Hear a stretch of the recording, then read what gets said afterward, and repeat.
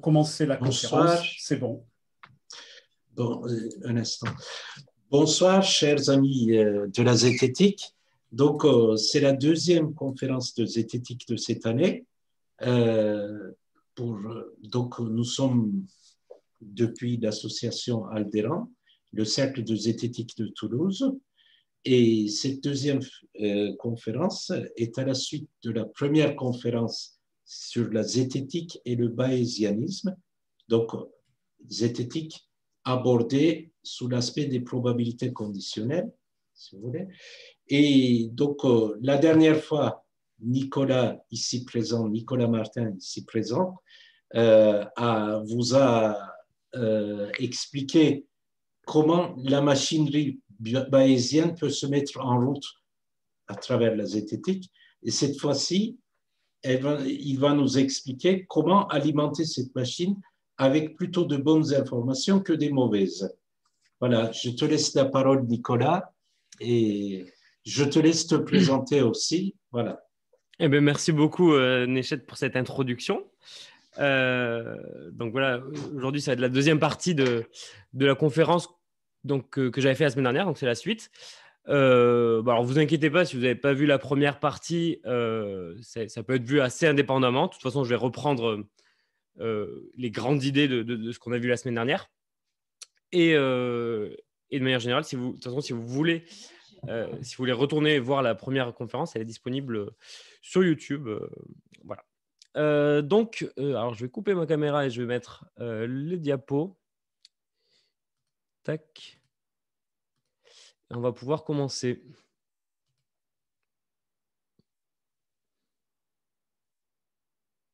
Voilà, si ça va bien.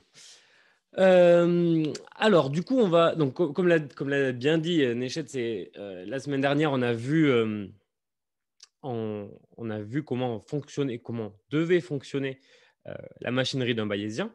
Si jamais je vous ai convaincu de le devenir, aujourd'hui, on va un peu plus voir ce qu'est la formule de Bayes. Donc, la semaine dernière, on l'a juste évoqué, on n'est pas rentré dans les détails de comment ça fonctionne. Et en fait, ce que peut nous dire cette formule de Bayes et ce que peut nous dire justement, en particulier, sur qu'est-ce qu'est une bonne information. Voilà, donc ça, c'est ce qu'on va voir aujourd'hui. Alors, on va d'abord commencer par voir ce qu'on a vu, répéter les points importants de ce qu'on a vu la semaine dernière. Alors, dans l'épisode précédent, on a parlé du bayésianisme, qui est donc une approche de la connaissance, donc qui est basée sur la formule de Bayes, d'où le nom, bayésianisme, donc du mathématicien Thomas Bayes, qui lui a juste proposé la formule, en fait, même pas de son vivant, en fait, ça a été publié à titre posthume, mais il n'avait pas compris, en fait, a priori, il n'avait pas compris les implications de cette formule sur la philosophie de la connaissance et sur la philosophie des sciences. Ça a été plutôt compris une quinzaine d'années plus tard par le marquis de Laplace, Pierre-Simon de Laplace, qui a redécouvert indépendamment cette formule et en a compris plus les implications. Bref, le petit point historique. Donc, le bayésianisme est une approche de la connaissance qui promeut l'utilisation des probabilités pour quantifier nos crédences. Donc, nos crédences, c'est à quel point on doit croire en quelque chose, à quel point il est rationnel de trouver quelque chose de vraisemblable. Donc, pour quantifier cela, on utilise des probabilités, et en particulier la formule de Bayes. Donc, ces probabilités, on les utilise. Donc là, c'est le petit schéma que je vous ai remis de la semaine dernière à droite. On l'utilise dans la manière dont on considère ses croyances. Donc, comme on l'a dit, toutes nos croyances ont une certaine probabilité d'être vraies, une probabilité, une vraisemblance, une crédence, parce que justement, on peut jamais atteindre l'absolument vrai ou l'absolument faux, donc le 0% ou le 100%. On a tout le temps une marge de doute aussi infime soit-elle, ce qui fait qu'on est tout le temps en train de naviguer entre le 0 et 100%, et du coup, alors, on utilise des probabilités pour quantifier ça. Deuxièmement, on doit utiliser les probabilités dans la manière avec lesquelles on met à jour nos croyances. C'est-à-dire qu'à chaque nouvelle information qu'on va avoir, il va falloir mettre à jour nos croyances. Elles ne sont pas figées. Okay, donc, Donc les crédences que je mets sur mes croyances, ça peut être sur n'importe quoi, sur n'importe quelle proposition, des propositions du quotidien, sur la météo qui fera demain, des propositions mathématiques, des propositions philosophiques, des propositions politiques. Mais dès que j'ai une nouvelle information concernant cette proposition, je la mets à jour. Elle va évoluer. Voilà, tout bêtement, moi, par exemple, je vais pas regarder la météo, je ne sais pas s'il va faire beau demain, par exemple. A priori, je dirais quelque chose comme 60-70%, parce que vu qu'il a fait beau aujourd'hui, je me dis que ce sera peut-être pareil demain. Bon, on ne sait pas. Et si j'ai une nouvelle information, donc si je regarde le journal, si je demande à quelqu'un, si je vais voir sur Google, hop, je dois mettre à jour cette croyance. Donc là, je suis à 60-70. On verra peut-être que ça évoluera. Et troisième point, il est important d'utiliser du coup les probabilités dans la manière dont on communique nos idées. Parce que en fait, ça va permettre la manière dont la plupart du temps on communique nos idées sont assez violentes et un peu conflictuelles. Et le fait d'utiliser des probabilités, ça va vraiment aider à avoir quelque chose de plus efficace d'une part et aussi éthique. Donc, ça va éviter de se foutre sur la gueule avec son interlocuteur, ce qui est déjà plutôt une bonne nouvelle. Et ça va sûrement être aussi plus efficace pour progresser ensemble vers une meilleure compréhension. Donc, peut-être convaincre la personne en face ou peut-être nous-mêmes être convaincus. Mais voilà, essayer de quantifier à quel point on est sûr de ce qu'on dit, enfin, à quel point on pense ce qu'on dit, ça permet déjà de ne pas passer pour quelqu'un d'arrogant, de monsieur je sais tout, qui a une science infuse. Et ça permet aussi de trouver une mesure commune sur laquelle on peut discuter. C'est-à-dire que si moi je dis noir et que je rencontre quelqu'un qui dit blanc, on va avoir du mal à trouver ensemble voilà, une mesure, un chemin, voilà, un endroit où on peut discuter. Alors que si on est tous les deux à donner des probabilités, bon, moi je vais dire 90%, lui à 20%, et bien voilà, on va pouvoir essayer de comprendre d'où viennent, comment on a basé, sur quelles idées on base ces pourcentages-là. Et après, ça va nous permettre vraiment de creuser d'où viennent nos idées et comment on peut progresser ensemble. Bon, bref, voilà, c'était les 3 points dont on a parlé la semaine dernière, où il faut utiliser des probabilités, selon le bayésianisme. On a aussi parlé un petit peu de zététique.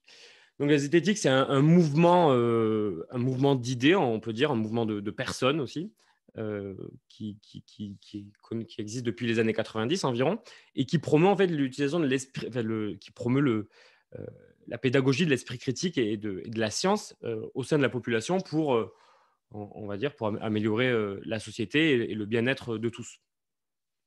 Et en fait, du coup, ce mouvement-là s'accorde assez bien avec le bayésianisme, dans le sens où le bayésianisme donne un cadre. En fait, la zététique, c'est un mouvement qui va proposer tout un panel d'outils sur comment mieux réfléchir, mieux analyser le monde, mieux comprendre le monde qui nous entoure. Et le bayésianisme offre un outil un peu global, un peu un méta-outil qui permet après de réfléchir à tout ça. Et ça, on va le voir plus en détail peut-être aujourd'hui avec des exemples un peu concrets. Après, on a vu aussi qu'il y avait quelques points de désaccord entre zététique et bayésianisme, parce que dans la zététique, il y a certains discours des fois qui sont un peu binaires, du genre ça c'est vrai, ça c'est faux, tel argument est recevable, tel argument n'est pas recevable, etc. Alors que le bayésien va complètement oublier ces notions de vrai et faux et va plutôt dire des choses qui sont probables ou des choses qui sont vraisemblables, et même si elles sont extrêmement probables, on évite d'utiliser les notions de vrai et de faux.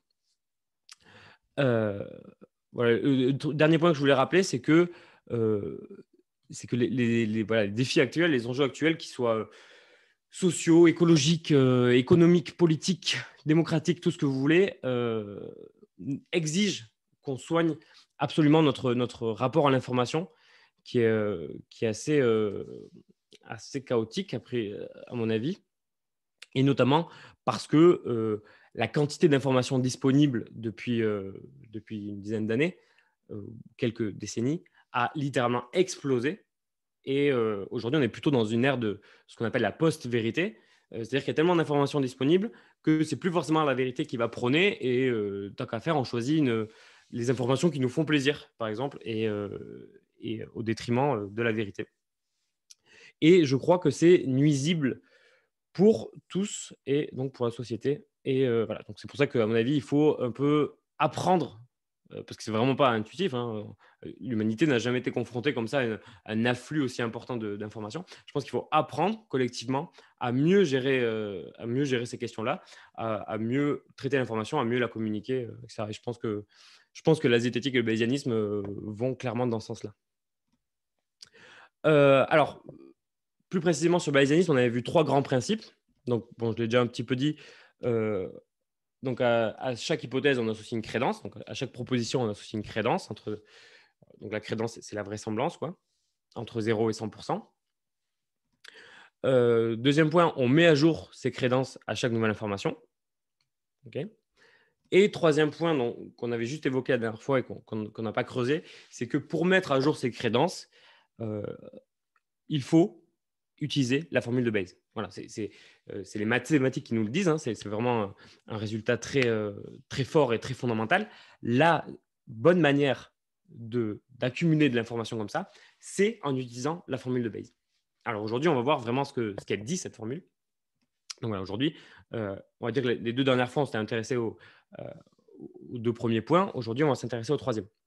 Alors, je vous ai mis un 4e en bonus parce qu'on en avait un petit peu parlé la semaine dernière et on en avait reparlé dans les questions à la fin. Et en fait, ça me semble quand même assez important pour le rajouter peut-être, c'est qu'il faut avoir absolument conscience de son incertitude. Et donc, un bayésien, il a toujours une opinion sur tout. C'est-à-dire que, comme je vous l'ai dit, moi, j'ai un avis sur la méthode demain, même si j'en sais rien. J'ai dit qu'à 70%, il va faire beau demain. Mais si on me demande, j'ai aussi conscience que je suis nul sur la question, quoi. J'en sais rien. Donc, si on me demande, je vais dire que je ne sais pas. Voilà. Du coup, ça, c'est quelque chose qui est assez important.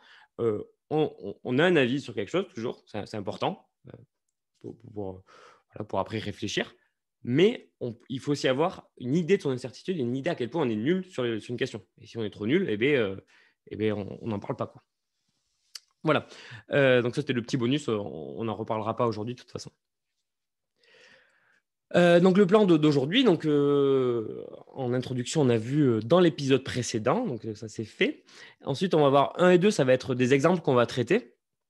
Donc d'abord un exemple avec des balles blanches et des balles oranges, qui va être un exemple un peu abstrait et assez mathématique pour vraiment comprendre ce qui se passe dans la formule de Bayes. Et ensuite, on va voir un exemple donc, sur l'efficacité d'un traitement, un traitement théorique, hein, pour voir vraiment comment on peut utiliser la formule de Bayes dans une analyse qui serait plus de l'ordre de la zététique, d'aller essayer d'enquêter et d'investiguer comme ça sur une question de santé, une question sociale. Voilà. On va voir comment on peut mettre en place le cadre bayésien dans cet exemple-là. Ensuite, dans une 3e point, on fera un petit point sur ce qu'on a compris de ces 2 exemples pour dire qu'est-ce qui est une bonne information. Et enfin, la conclusion. Donc, on va jouer avec des balles blanches et des balles oranges. Et on le fait en plus en direct, ça va être sympa. Donc, j'ai un petit sac là. Et dans mon sac, soit il y a 3 balles blanches et une balle orange, ou une boule orange, soit il y a 3 boules oranges et une balle blanche. Okay. Donc, pour l'instant, vous ignorez dans quel monde nous vivons. Soit nous vivons dans le monde où ce sac contient 3 boules blanches et une boule orange, soit nous vivons dans le monde où il contient 3 boules oranges et une boule blanche. Vous avez une incertitude sur l'état du monde, on va dire. Et en fait, on va s'amuser en tirant petit à petit des balles.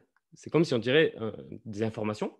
On va essayer d'apprendre des choses sur le monde, sur l'état du monde. Donc, a priori, on va se mettre à 50%. Il n'y a pas vraiment de raison que vous croyiez autre chose. Sauf si vous avez des informations très précises sur le fait qu'il existe plus de boules blanches que de boules oranges dans le monde, auquel cas, il serait tout à fait rationnel que vous mettiez votre curseur plutôt vers les boules blanches. Mais a priori, vous n'avez pas cette information-là, vous n'avez aucune information supplémentaire, et du coup, vous êtes à 50%. Okay, ça veut dire, dans tous les cas, vous avez une croyance. Hein. C'est un peu un point dont on a parlé la semaine dernière. Un zététicien, par exemple, qui prône la suspension du jugement, lui dirait je ne sais pas, je ne me prononce pas. Je ne suis pas à 0, je ne suis pas à 50, je ne suis pas à 100, je suis nulle part, je ne me prononce pas. Un bayésien, lui, a toujours un avis. Même si son avis ne vaut rien, il a toujours un avis. Donc voilà, on va avoir une première nouvelle information qui est que je tire une boule blanche. Il n'y a pas de triche, hein. Je tire une boule blanche. Du coup, de cette information, qu'est-ce qu'on peut dire? Alors, la manière dont on va voir ça, ça va être un petit peu mathématique, mais j'espère le minimum possible pour que tout le monde puisse suivre. Donc, on va se poser, donc la question, c'est quelle est la probabilité qu'il y ait 3 boules blanches sachant cette information. Okay, donc, quelle est la probabilité qu'on soit dans le cas de gauche, quoi. On aurait pu poser la question dans l'autre sens, enfin, ça n'a aucune espèce d'importance, mais voilà, on la pose comme ça. Et la manière dont on va voir ça, c'est qu'on va imaginer 100 cas où c'est vraiment le sac de boules blanches qu'on a là, et 100 cas où c'est le sac de boules oranges. Et on va se demander, sur ces 100 cas-là, dans combien de cas on aurait observé cette information-là? Dans combien de cas j'aurais tiré une boule blanche? Alors, dans le cas des 100 sacs de boules blanches, ça serait arrivé dans 75% des cas, donc 3 quarts des cas. Donc, on garde que 75 cas sur les 100. Et dans le cas où c'est le sac orange, alors ça arrivait que dans 25% des cas. Okay, donc, on garde que 25 des cas. Et en fait, pour savoir quelle est la probabilité qu'on soit dans le cas sac blanc, on va juste regarder le rapport entre le nombre de cas sac blanc et le nombre de cas total. Okay, donc, ça va nous donner 75 divisé par 75 plus 25. Ça fait tout simplement 75%. Donc, à partir du moment, avec tout ce que vous savez, vous devriez croire, la chose la plus rationnelle que vous devez croire, c'est qu'il y a 75% de chances que nous sommes dans un monde où ce sac contient 3 boules blanches. Voilà, donc maintenant, on va garder donc, nos 75 cas de sac blanc et nos 75 cas de sac orange. Et on va continuer. Nouvelle information. Attention en direct. À nouveau, je tire une balle blanche. Et on va faire la même chose.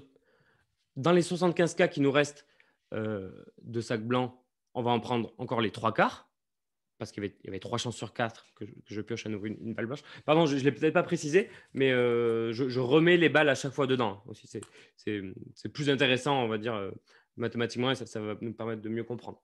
Donc, il y a à nouveau les 4 balles dedans. Donc, à nouveau, il y avait 3 chances sur 4 que je prenne une balle blanche. Donc, on va encore considérer les 3 quarts de ces cas-là. Et à gauche, pareil, on va considérer un quart des cas qui restent.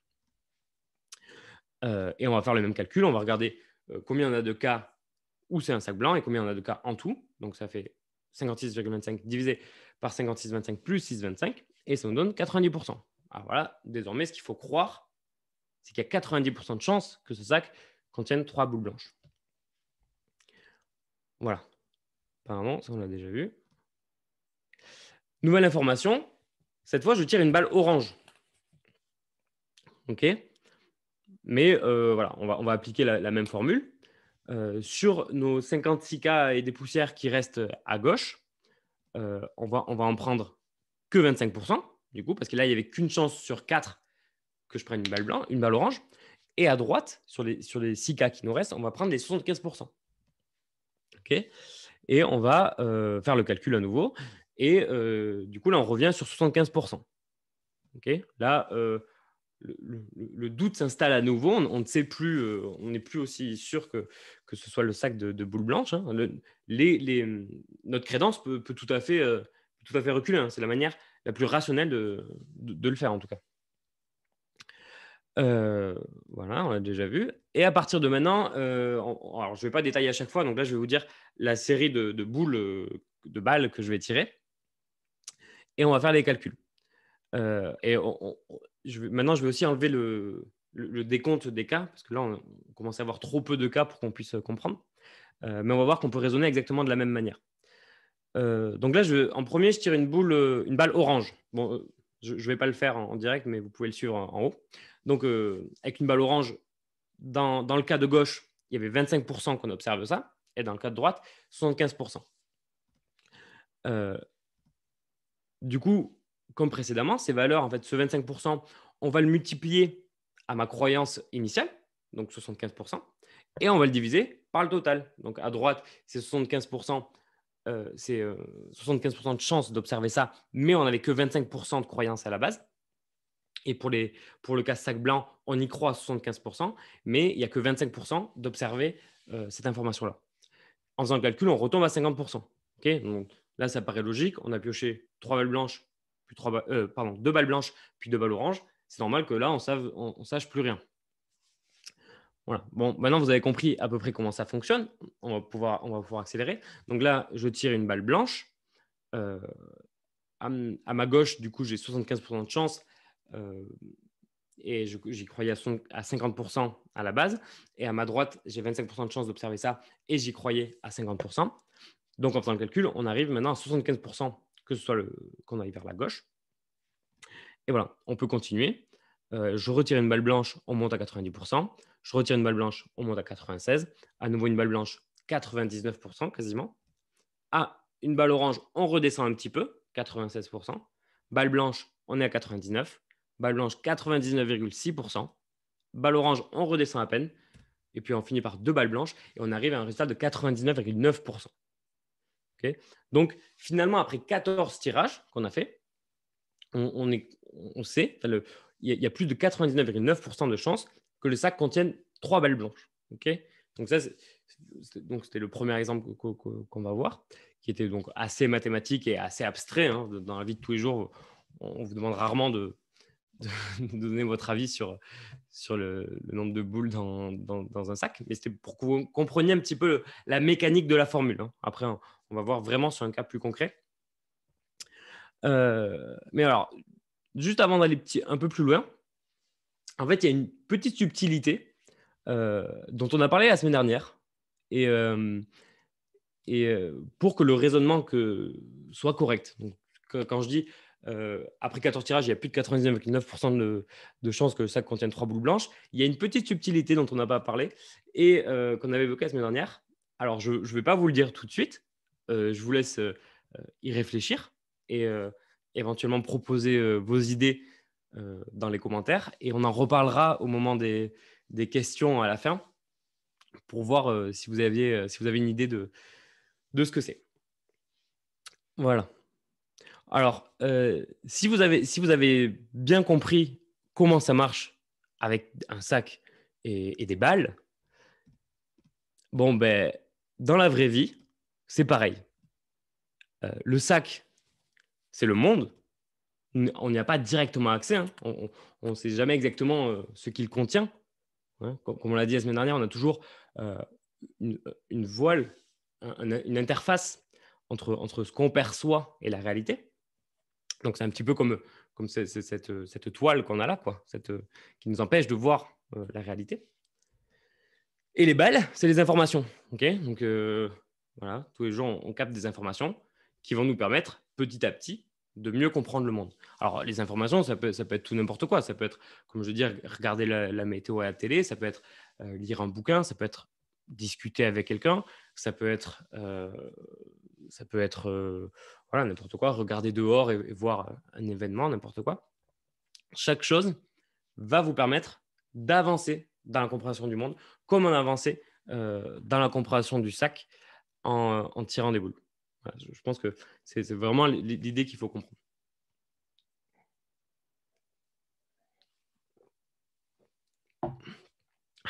Pardon.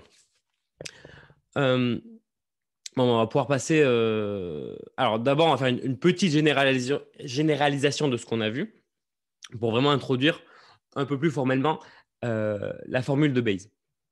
Donc, là, on oublie le sac et on va imaginer donc le monde.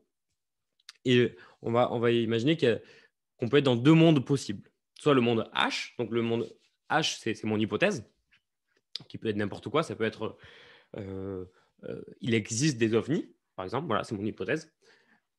Donc ça, c'est d'un côté. Et de l'autre côté, c'est le monde non H. Il n'existe pas d'ovnis. Okay, et en fait, comme avec le sac, pour savoir si c'était le sac blanc ou le sac orange, on va essayer de naviguer entre ces deux pôles-là, ces deux extrémités, avec les informations qu'on va avoir. Ah oui, alors en bas à droite, j'ai mis H bar, avec une barre au-dessus, on dit H bar. C'est pour dire, c'est l'inverse de H. Okay, donc si H, il existe des ovnis, alors non, H bar, c'est il n'existe pas d'ovnis. Mais ça peut être, moi je dis ovni, mais ça peut être n'importe quoi. Ça peut être qu'il existe des fantômes ou que tel médicament est efficace ou que telle pratique est intéressante, je ne sais pas, n'importe quoi. Voilà. On va essayer de naviguer entre le monde H et le monde non H. Et du coup, on va avoir des informations, une nouvelle information qui va arriver.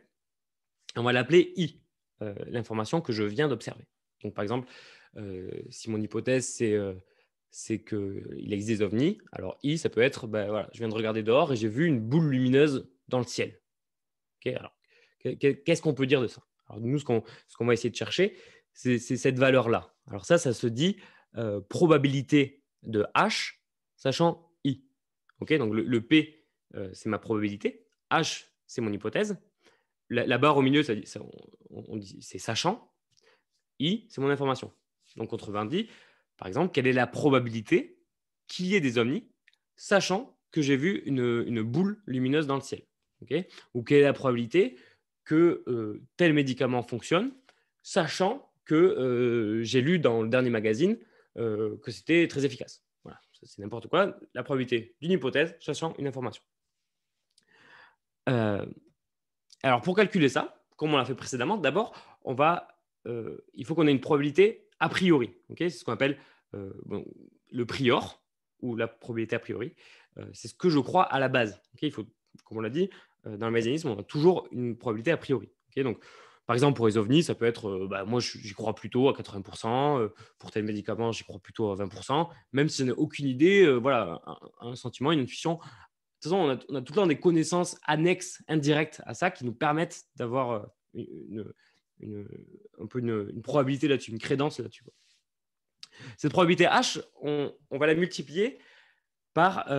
en fait, ce qu'il faut se demander, et c'est là que vraiment, là, on touche vraiment à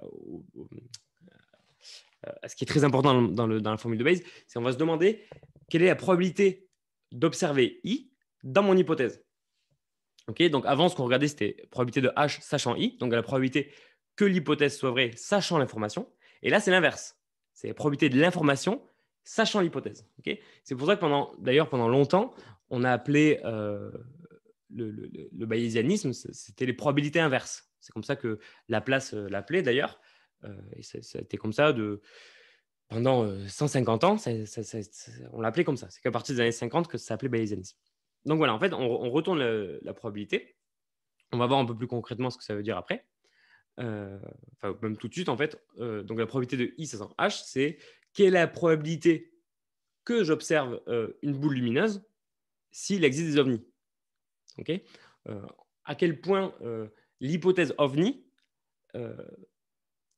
rend cette information, cette observation probable. Okay, et ça, on va le diviser par le total, hein, comme tout à l'heure on le faisait avec les boules, par tous les cas possibles. Donc on reprend à gauche donc, les cas dans mon hypothèse H et on va additionner avec les cas dans l'hypothèse non H. Donc c'est la même chose et on va se demander dans l'alternative quelle est la probabilité d'observer I, donc quelle est la probabilité que je vois cette boule blanche, cette boule lumineuse dans le ciel, sachant qu'il n'existe pas d'ovni. Okay, et là c'est vraiment un point crucial, c'est qu'en fait, on va comparer en fait, les deux possibilités. Okay, soit il y a des ovnis, soit il n'y en a pas. Et du coup, quelle est la probabilité d'observer cette information dans l'hypothèse ovni? Quelle est la probabilité d'observer l'information dans l'hypothèse non ovni? Okay, et ça, en fait, ça s'appelle la pensée contrafactuelle. Okay, on pense à l'alternative. Okay, et ça, c'est quelque chose qu'on ne fait pas naturellement. En fait, souvent, quand on se pose une question, on va avoir tendance voilà, typiquement, si je reprends l'idée des ovnis, à chaque fois que je vais voir une boule lumineuse dans le ciel, je vais dire « Ah, c'est bien, ça confirme mon idée, ça confirme mon hypothèse ovni. » Et pour toutes les informations, je peux les tourner, je peux les arranger à ma sauce pour qu'elles satisfassent mon hypothèse de base. Mais en fait, ce qu'il faut faire, et c'est là que c'est très important, c'est qu'il ne faut pas juste se contenter de voir si ça confirme mon hypothèse. C'est qu'il faut comparer avec l'hypothèse adverse. Est-ce que c'était plus probable d'observer cela en partant du principe que c'est des ovnis, ou est-ce que c'était plus probable de l'observer en pensant que c'était autre chose que des ovnis? Et en fait, c'est en comparant ces deux valeurs-là qu'on va savoir comment il faut décaler, il faut faire évoluer, il faut mettre à jour mes croyances. Bon, c'était vraiment le point un peu technique bayésianisme. On va le voir dans un exemple maintenant.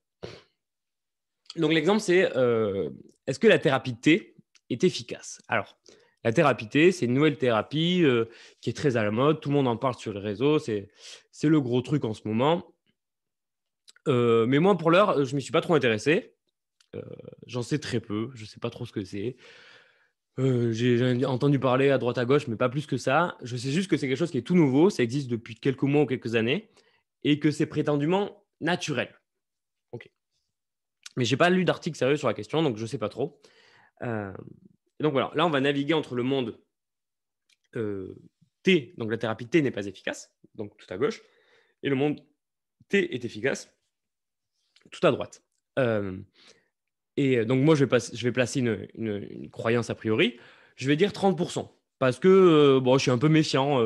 Ouais, je suis comme ça, moi, je suis un peu sceptique. Et voilà, puis le terme naturel, je sais que ça ne veut pas dire grand-chose et c'est souvent utilisé un peu comme un terme marketing pour vendre quelque chose. Moi, je me méfie, c'est tout nouveau. Bon, voilà, 30%, mais bon, pourquoi pas. Après, tout le monde en parle, donc ça peut marcher. Donc, bon, voilà.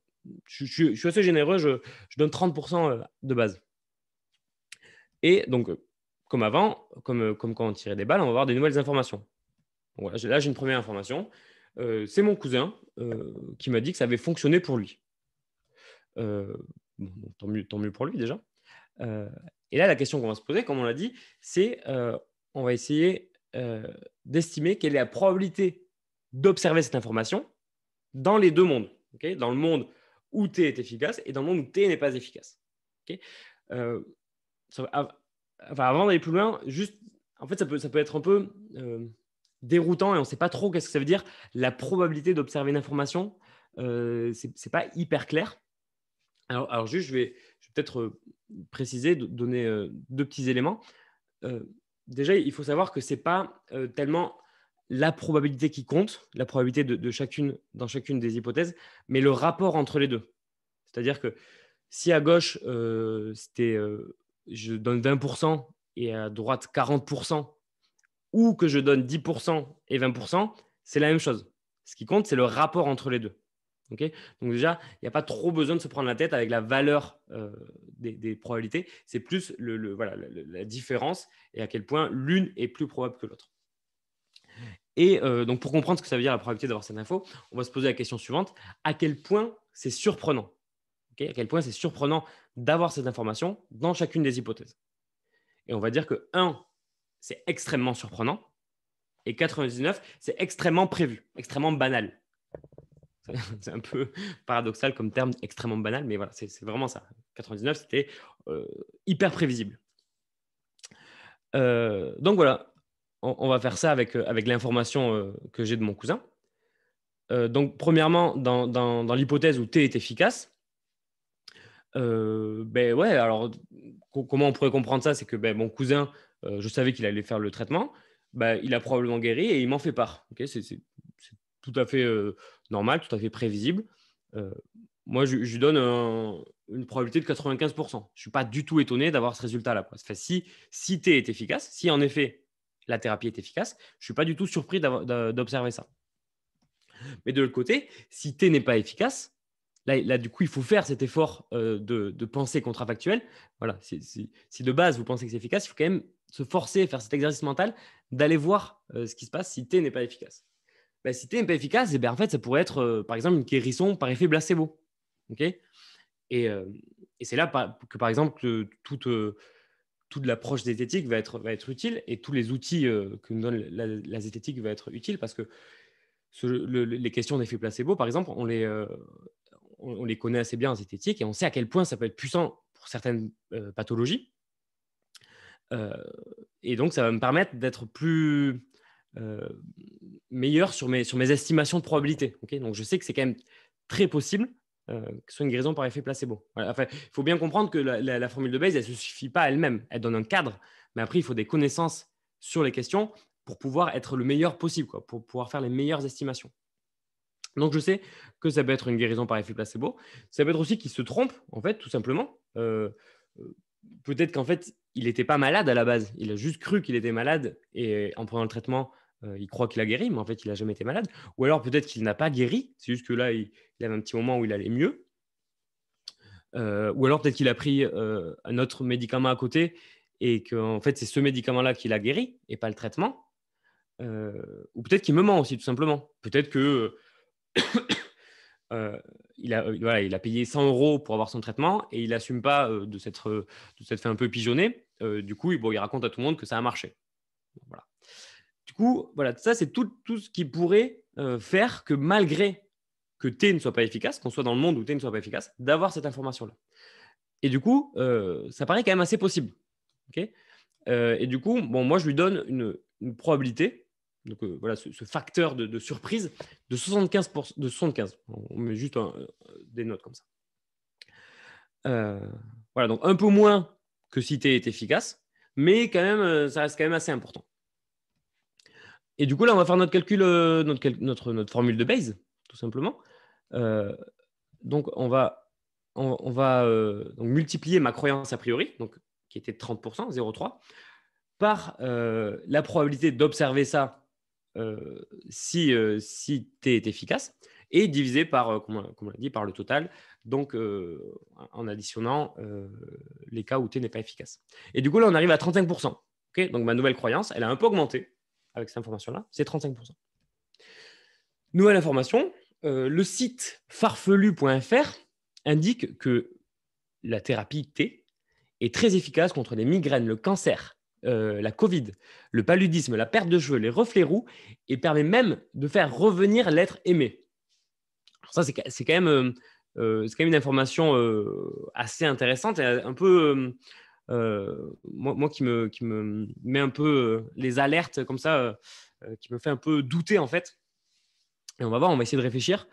Si T est efficace, en fait, imaginons vraiment que le traitement est efficace, ça me paraît quand même assez peu probable qui se retrouvent comme ça sur le site, sur un site un peu loufoque, un peu étrange, qui soit vanté comme ça, comme un produit miracle, comme une sorte de panacée. Moi, ça me paraît assez étrange. Et là, pour le coup, moi, je mettrais que 20.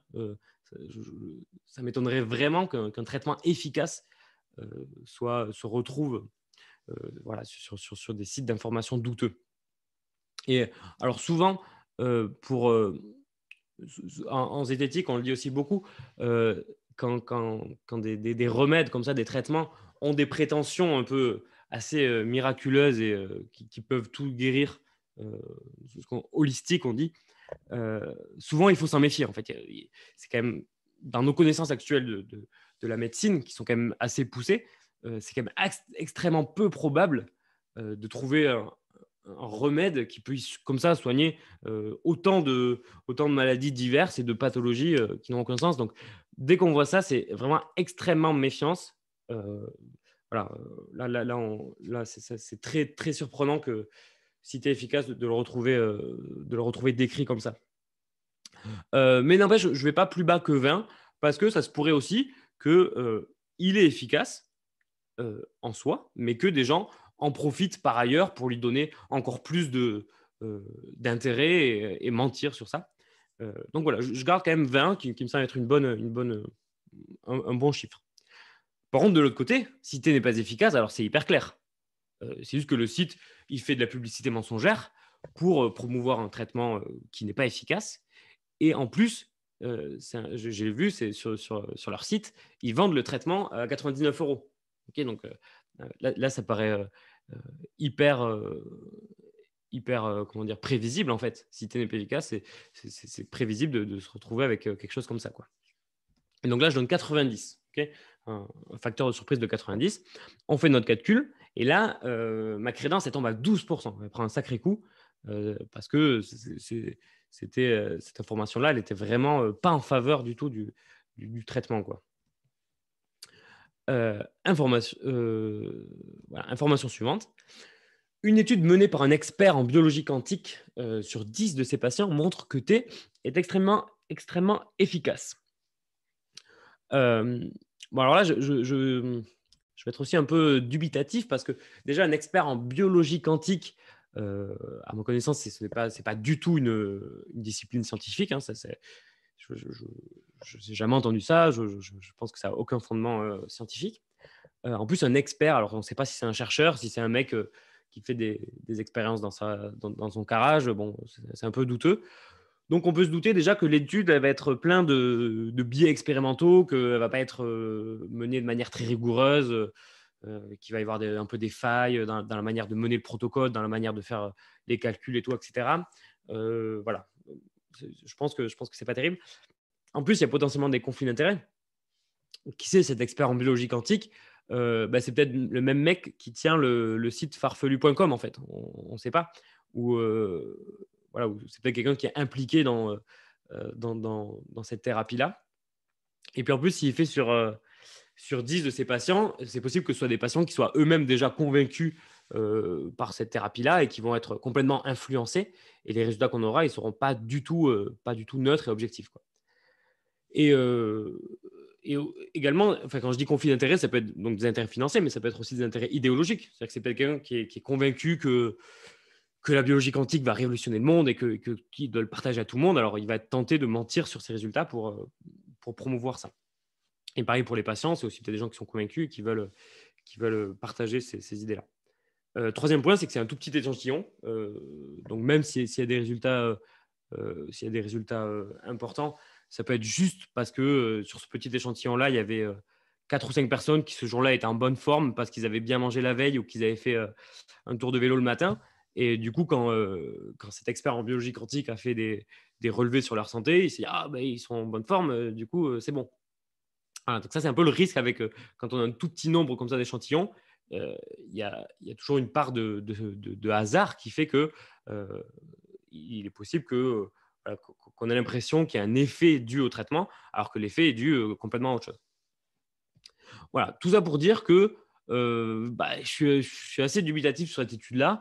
Ouais, si le traitement est efficace, alors ouais, c'est possible qu'il y ait une étude comme ça. Mais à l'opposé, si le traitement n'est pas efficace, c'est tout aussi possible, ou quasiment, d'avoir une telle étude, quoi. L'étude est tellement peu fiable, elle a tellement peu de puissance statistique que pour moi, même si T n'est pas efficace, on pourrait tout à fait monter une étude comme ça un peu bidon qui montrerait ça. Donc voilà, là j'ai mis 50 et 55. Si on fait les calculs, ça bouge à peine ma crédence. Je passe de 12 à 13. Donc voilà, ce n'était pas une information très intéressante. Dernière information que j'ai. Une étude menée en double aveugle avec un groupe de contrôle par un laboratoire indépendant sur 500 patients montre que la thérapie T ne fait pas mieux que le placebo. Alors, je vais peut-être un peu expliquer les termes pour ceux qui sont pas familiers. Alors, une étude avec un groupe de contrôle, c'est-à-dire que sur les 500 patients qu'on a sélectionnés, on va les diviser en deux, aléatoirement, donc sans aucun motif, quoi. C'est au hasard, on en prend 250 et 250. Au premier, on va donner un placebo, donc c'est-à-dire quelque chose qui ressemble au traitement ou à la thérapie, mais qui n'en est pas, qui n'est rien, quoi, qui n'a aucun effet. Et aux 250 autres, on va donner la vraie thérapie.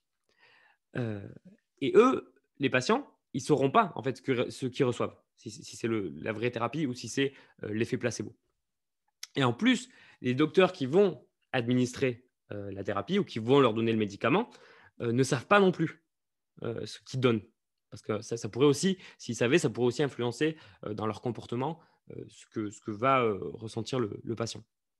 Donc, ni le patient, ni les docteurs ne savent si c'est le placebo ou la thérapie. C'est pour ça qu'on appelle double aveugle. Okay, à la fois le patient, à la fois le docteur.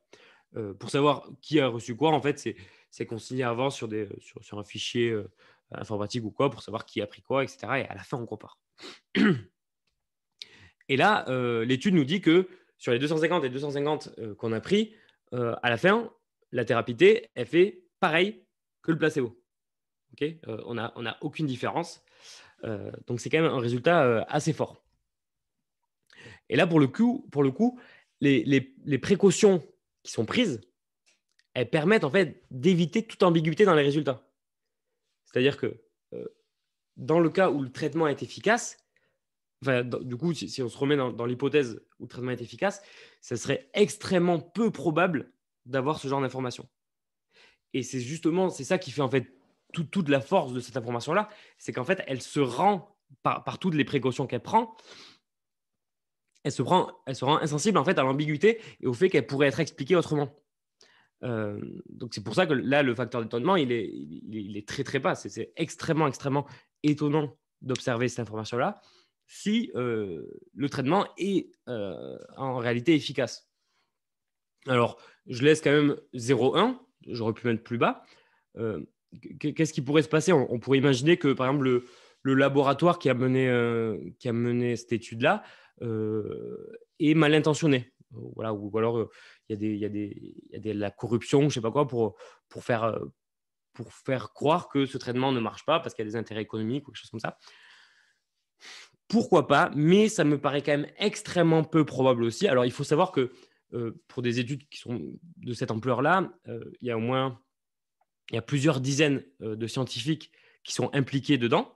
Hein, donc, ceux qui vont mener l'enquête, sûrement il y a des doctorants autour, il y a toute équipe de recherche, il y a le laboratoire, il y a les conseils du laboratoire, etc., qui sont impliqués là-dedans.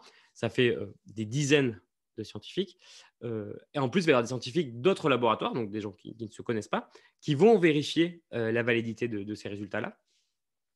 Ce qui rend en fait très peu probable les possibilités de manipulation. En fait, ça paraît très peu probable de pouvoir manipuler des dizaines comme ça de personnes. Alors en plus, des scientifiques. Alors, je ne dis pas que les scientifiques sont exempts de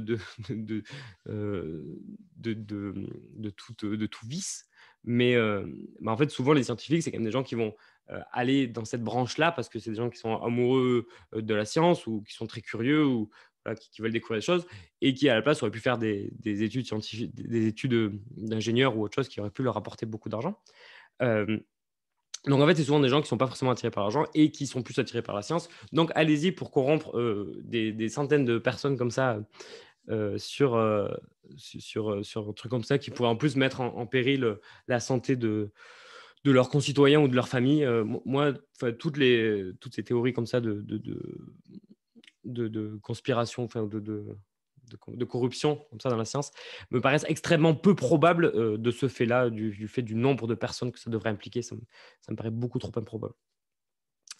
Et à l'opposé, donc évidemment, si la thérapie ne marche pas, alors c'est tout à fait attendu, tout à fait prévisible que l'étude nous dit ça, que l'étude dise que non, voilà, il n'y a aucun intérêt de plus que le placebo. Donc voilà, là on a deux chiffres assez importants, quand même 99,95 contre 0,1.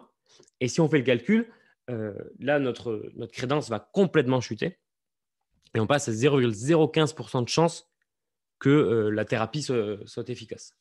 Donc autant dire quasiment zéro, quoi. Il y aura presque plus aucune information qui pourra faire remonter cette crédence-là.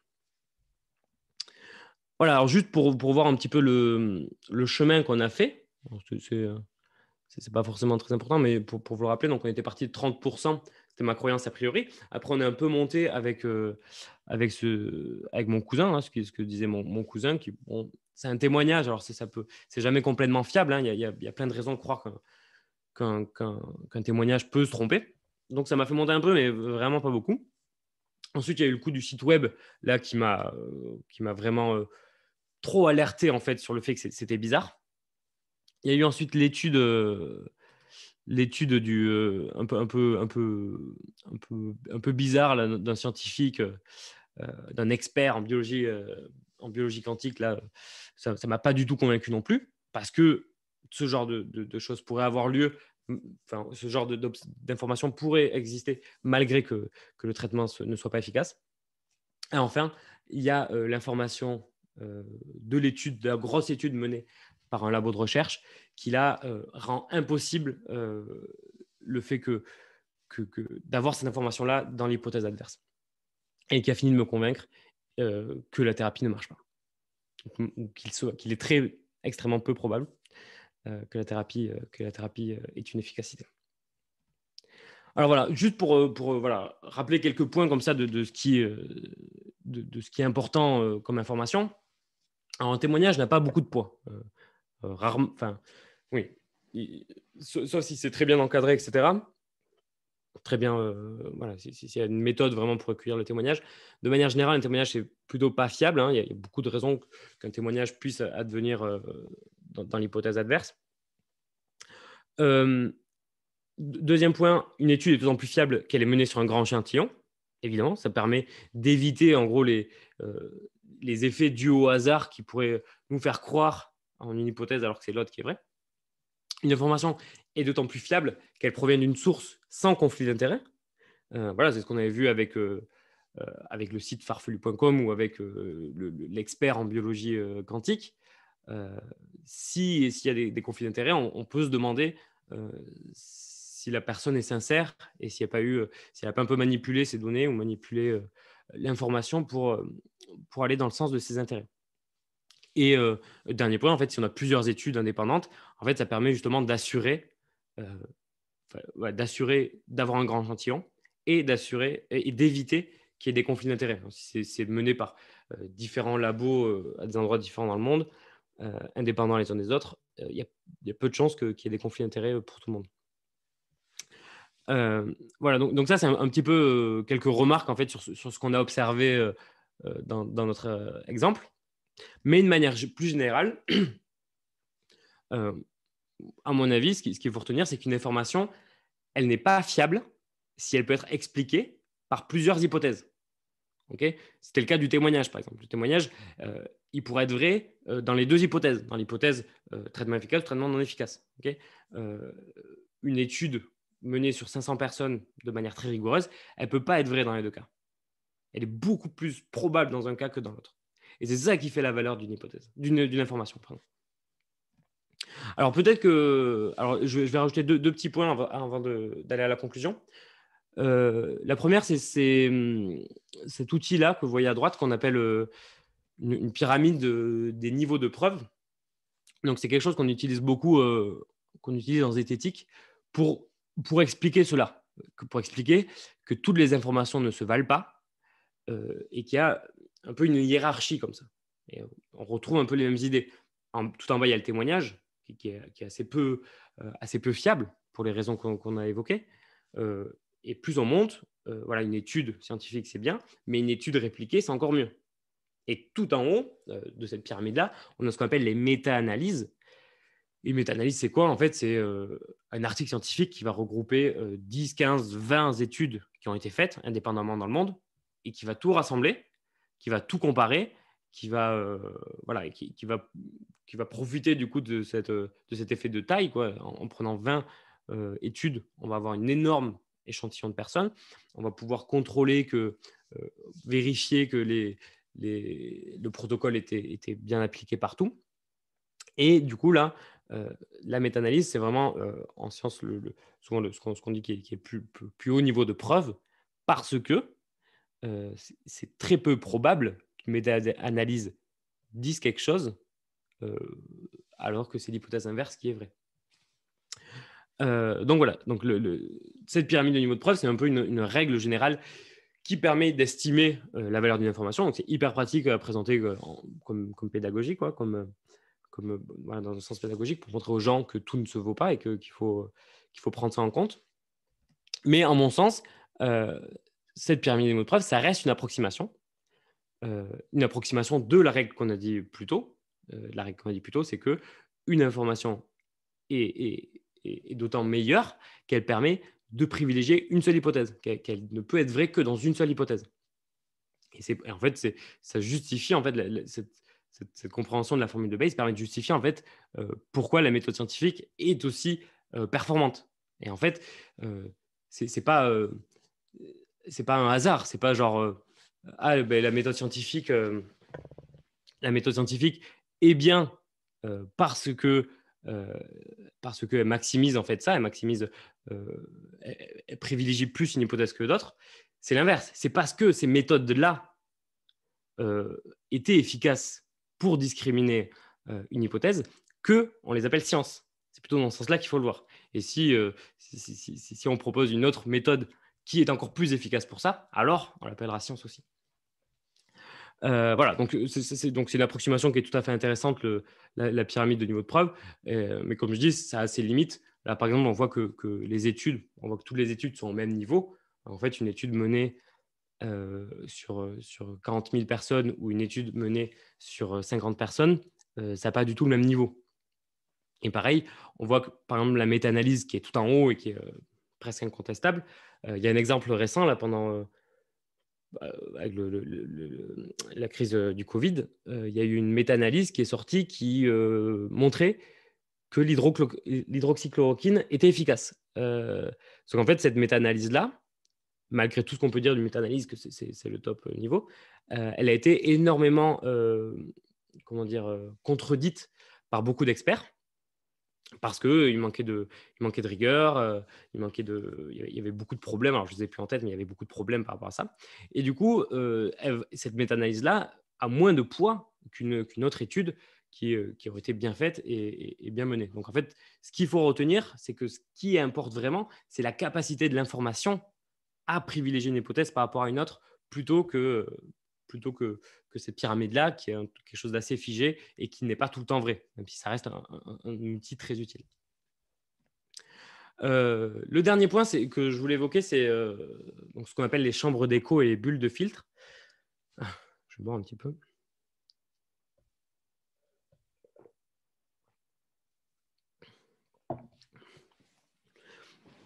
Donc, même si vous êtes un bayésien tout à fait honnête, qui va traiter extrêmement bien les informations, qui va à chaque fois regarder si c'est plus probable dans une hypothèse ou dans une autre, qui va vraiment mettre à jour ses croyances comme il faut, etc. Il va vraiment bien appliquer la formule de Bayes. Si en fait il reçoit que des informations qui vont dans un sens, ça peut être dangereux. Enfin, ça peut être,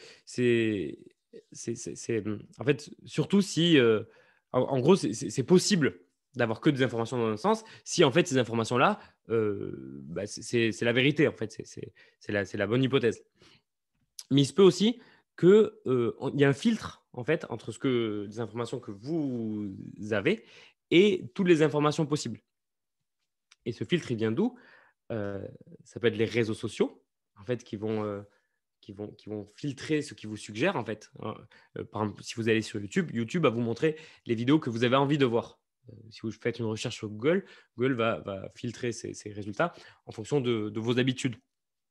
Si vous allez sur Facebook aussi, il va vous proposer du contenu qui vous plaît. Et du coup, le risque de ça, c'est de se retrouver enfermé dans une bulle, comme ça, à cause des réseaux sociaux, qui vous renvoient en fait tout ce que vous croyez déjà. Et ça, c'est ce qu'on appelle les bulles de filtre.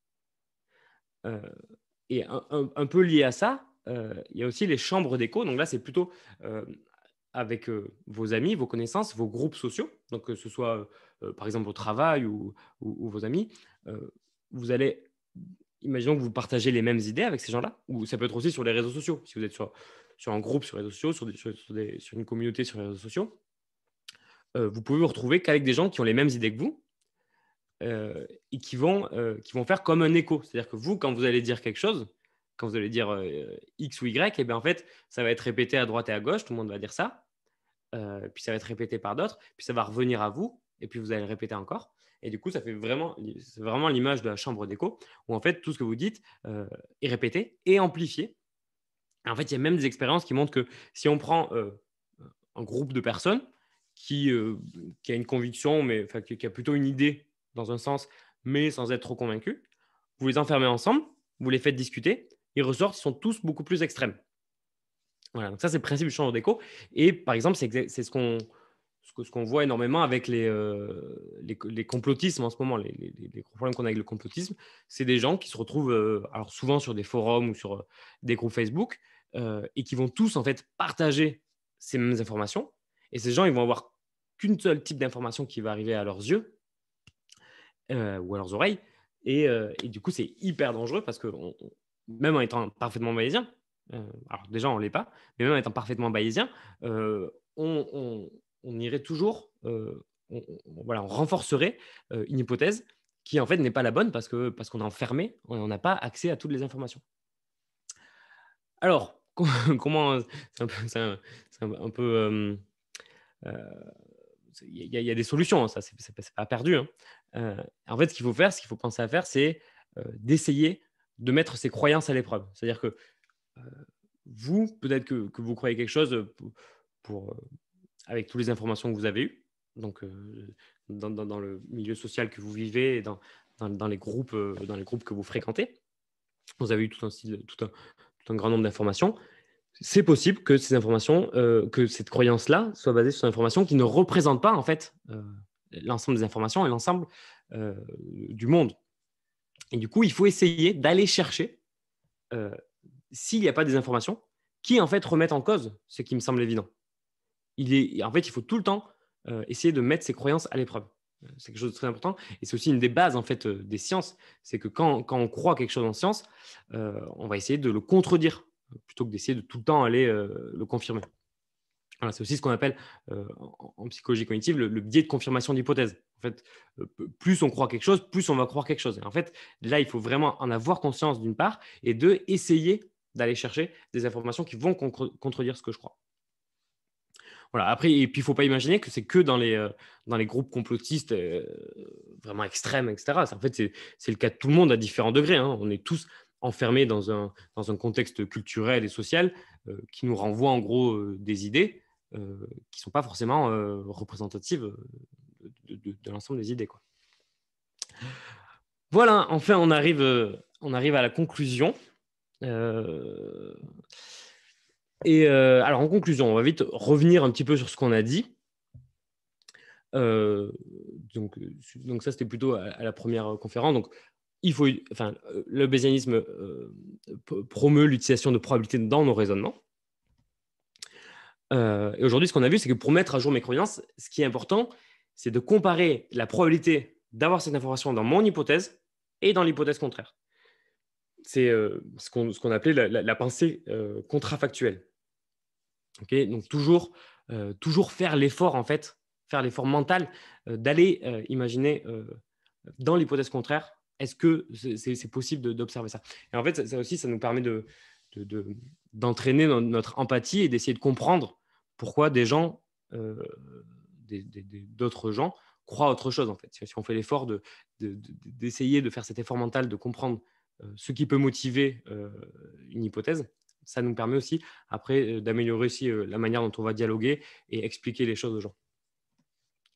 Et enfin, une bonne information est celle qui va grandement privilégier une des hypothèses. En fait, une information, elle est bonne si elle va élaguer, quelque part, une des deux hypothèses. Elle va la rendre complètement caduque. C'est ce qu'on a dit et c'est ce qui donne toute sa puissance en fait aux méthodes scientifiques parce que c'est comme ça qu'elles ont été construites, quoi.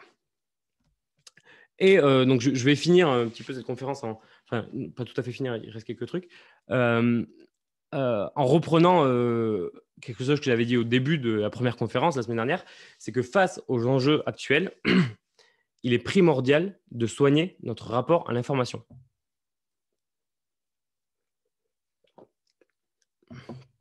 Alors c'est l'objectif de la zététique, de nous entraîner et de nous donner les outils pour justement mieux pour améliorer notre traitement de l'information. Et à mon avis, le bayésianisme lui offre un cadre idéal. Et alors si cette idée que le traitement de l'information est un enjeu hyper important aujourd'hui ne vous paraît toujours pas hyper fluide, je vais finir par quelques lignes, par vous lire quelques lignes qui vont peut-être un peu casser l'ambiance, mais j'y tenais. Voilà, alors il est extrêmement probable que si nous restons sur les trajectoires actuelles, les activités humaines auront des conséquences désastreuses dans quelques années. Sécheresse, famine, pandémie, migration climatique, guerre, régime autoritaire. Ce n'est pas une question d'ours polaire ou de forêt, c'est une question de vie humaine. Et ce n'est pas dans 100 ans, hein, c'est dans 5, 10 ou 15 ans. Et c'est déjà aujourd'hui dans certains pays. Et c'est une période que vous connaîtrez probablement, du moins si nous continuons sur notre mode de vie. Alors, personnellement, il me semble incontestable que n'importe qui ayant connaissance de ce fait, mais une vraie connaissance profonde, palpable et viscérale, dans ce que cela implique réellement, n'importe qui ayant cette connaissance ne peut que changer immédiatement son comportement. Et à mon avis, en fait, il ne s'agit pas de convaincre les gens, il s'agit d'informer. Et je pense que c'est vraiment l'enjeu aujourd'hui. Et ça commence en développant notre capacité à comprendre le monde, à traiter l'information et à communiquer. Alors, je ne vais pas vous laisser sur cette note assez pessimiste. Je vais vous laisser en bonne compagnie en vous donnant quelques liens pour aller un petit peu plus loin si ça vous intéresse à la fois la zététique et le bayésianisme. Alors, tout d'abord, au niveau de la zététique, je ne peux que vous conseiller l'excellente chaîne de Christophe Michel, donc Hygiène mentale, sur YouTube, qui a fait toute une série de vidéos qui explique énormément de concepts de base de la zététique qui sont vraiment absolument à voir, quoi. Et il a d'ailleurs fait une ou deux vidéos qui parlent de bayésianisme, donc j'apprécie tout spécialement. Si vous avez du temps, il y a aussi l'excellent cours de Richard Monvoisin à l'université de Grenoble, qui s'appelle Zététique et autodéfense intellectuelle. Donc bon, là, je crois que si vous regardez tous les cours, je crois que ça dure 24 heures à peu près. J'ai eu la chance d'y assister et c'est vraiment aussi une perle. Et de toute façon, tout ce que fait Richard Monvoisin, je crois que tout est très très bon et je ne peux que vous le conseiller. Il y a le podcast, si vous êtes plutôt podcast, Scepticisme scientifique sur toutes les plateformes de podcast, j'imagine, qui est tenu par Jean-Michel Abrassard et Jérémy Royot, si je ne dis pas de bêtises, et qui très régulièrement font des podcasts sur tout plein de sujets liés à la zététique et au scepticisme. Le travail d'Albert Moukebert aussi, qui est vraiment excellent, c'est un neuroscientifique, du coup, qui explique beaucoup pourquoi notre cerveau peut nous tromper sur plein de sujets. Et il a notamment fait un livre qui s'appelle « Votre cerveau vous joue des tours », qui est aussi excellent. Et il a aussi fait un podcast, justement pour enchaîner, avec Méta de Choc, en bas à gauche. Il a été invité à Méta de Choc et c'est vraiment excellent comme épisode de podcast. Et de manière générale, le podcast Méta de Choc de Elisabeth Feti est vraiment aussi excellent. Il parle également de la manière dont on croit ce que l'on croit. C'est très bon. Plus local, parce que c'est un Toulousain aussi, le blog de Après la bière. Donc, c'est tenu par Jean-Loup Fouquet, qui sera d'ailleurs en conférence ici même la semaine prochaine, si je ne dis pas de bêtises, et qui parle aussi donc sur son blog des questions de post-vérité et de notre rapport à l'information, et qui parle aussi énormément d'écologie. Alors, mon œil, c'est moi. Je fais un petit peu mon auto-promo. Donc, c'est mon blog où je parle aussi d'esprit critique et de zététique. Donc, vous pouvez me suivre donc, soit sur mon blog Mon œil qui est sur la plateforme Medium, soit aussi j'ai une page Facebook qui s'appelle Mon œil. Donc, c'est un blog et ça sera dans quelques jours aussi, dans quelques semaines, un podcast qui sortira bientôt où je parlerai de sujets similaires. Et enfin, il y a sur les groupes Facebook, il y en a donc un qui est très important qui s'appelle Zététique, où il y a quasiment 30 000 personnes et où toutes les informations, si vous avez des informations sur la zététique, c'est vraiment sur la zététique, c'est vraiment l'endroit privilégié. Et depuis hier soir, il y a un groupe zététique à Toulouse qu'on vient de créer avec les membres d'Alderan pour échanger sur les événements zététiques qu'ils peuvent avoir à Toulouse ou sur des sujets liés à la ville ou à la région. Voilà, donc n'hésitez pas à venir faire un tour, nous voir sur Zététique à Toulouse. Pour l'instant, il ne se passe absolument rien, mais ça ne saurait durer. Et enfin, pour aller un peu plus loin que la zététique, pour le bayésianisme, il y a un peu un maître incontesté en France du bayésianisme. Pardon. C'est Lê Nguyen, qui est à la base, qui est le YouTube, le vidéaste de Science for All sur YouTube. Et donc, il a aussi un podcast qui s'appelle Axiom et un autre qui s'appelle Probablement. C'est très bayésien comme terme. Il a aussi écrit un livre qui s'appelle La formule du savoir, qui est consacré au bayésianisme. Et donc, la formule du savoir, pour lui, c'est la formule de Bayes, qu'il considère comme la formule ultime de tout savoir. Voilà, donc si, pour toute référence au bayésianisme, je pense que vous pouvez vous y fier les yeux fermés. Je pense que c'est voilà, un des meilleurs experts sur la question. Un peu moins connu, mais que j'aime beaucoup aussi sur YouTube, il y a Vlanx qui fait des très courtes vidéos, des fois d'1 ou 2 minutes, qui parle aussi beaucoup de bayésianisme et de questions comme ça. C'est hyper intéressant. Et de manière plus générale, sur la philosophie des sciences, je voulais citer Carlo Rovelli, dont j'ai parlé la semaine dernière, qui est un très grand physicien et philosophe des sciences, et qui parle aussi un petit peu de bayésianisme. Et voilà, je vous ai mis 2 livres qu'il a écrits et que j'apprécie spécialement. Et enfin, Aurélien Barraud, qui est aussi un très grand physicien théorique, enfin, un physicien théorique et un philosophe des sciences. D'ailleurs, je me demande s'il n'est pas si Carlo Rovelli n'était pas son directeur de thèse. Je me demande. Et il a un cours sur YouTube qui est excellent, qu'il était censé donner en cours, mais qu'il a donné sur YouTube à cause du Covid. Et du coup, tout le monde peut en profiter, c'est très bien. Sur la philosophie des sciences. Alors pareil, c'est un petit peu long, mais c'est hyper intéressant si jamais vous voulez vous initier à ces questions-là. Voilà, j'arrive enfin à la fin de cette conférence. Je vous remercie de m'avoir écouté et je me ferai un plaisir d'essayer de répondre à vos questions.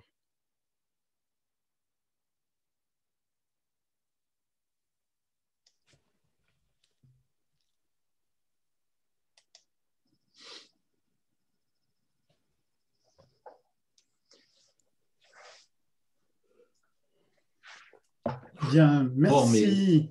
Merci Nicolas pour toute cette présentation, pour toutes ces informations. Donc, nous allons lancer maintenant la partie des questions. Donc, je vais te demander voilà, de bien vouloir arrêter la partie comment dire, des slides. Alors, pour les questions, nous allons procéder de la même manière que les fois dernières. Donc, nous avons tout d'abord des questions qui pourront être posées directement par les personnes qui sont comment dire, dans le happy few du côté de Zoom directement avec toi. Et sinon, pour toutes les personnes qui sont du côté de Facebook, qui donc peuvent poser des questions par le chat, voilà, vous pouvez poser les questions de cette manière-là et je les reporterai à Nicolas Martin. Je ferai comment dire, le rapporteur de vos questions. Voilà. Donc, en avant pour la partie des questions. Alors, je rappelle que j'avais laissé une question ouverte au début sur pourquoi il y avait une petite subtilité sur la question du sac et des balles. Alors, s'il y en a qui l'ont vu, je serais. Sinon, je peux donner la réponse aussi. Alors pour l'instant, je ne vois pas de réponse passer du côté du chat. Alors il faut quelques secondes j'attends un petit pour que ça passe. Oui. Un filon.